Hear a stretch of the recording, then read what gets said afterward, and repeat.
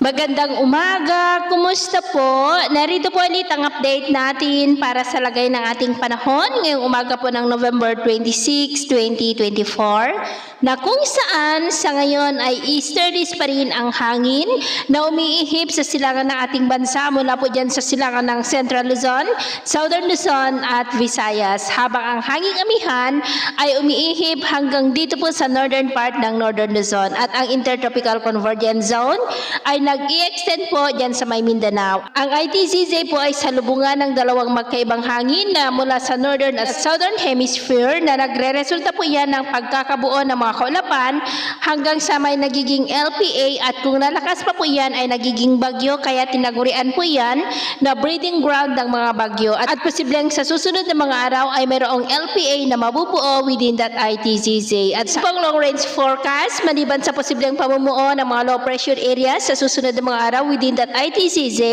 ay wala pa naman pong bagyo na namamataan na tatawid po dito sa ating kalupaan, posibleng hanggang sa matapos ang buwan na ito.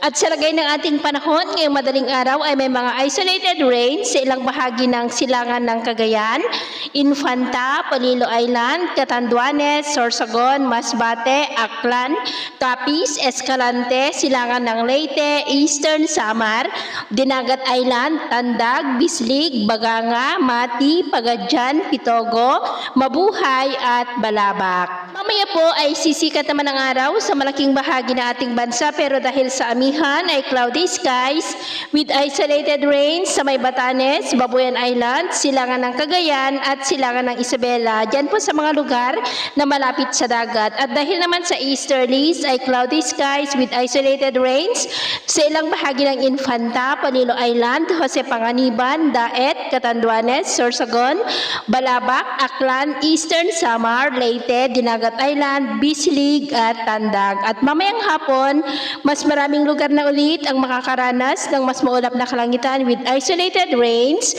lalo na po dito sa may Northern Luzon, Bicol Region, Calapan, ilang bahagi ng Visayas, Dinagat Island, Mati at Sulu Archipelago. At sa atin naman pong mga baybayin, rough sea condition po sa silangang baybayin ng ating bansa, maging po sa mga baybayin ng extreme Northern Luzon dahil ang mga alon dyan ay posible po na aabot hanggang sa 5 to 8 meters height. Kaya hanggat maaari po ay iwasan na muna natin ang papalaot dyan sa mga may kulay pula para mas makaiwas sa mga sakunang pangkaragatan.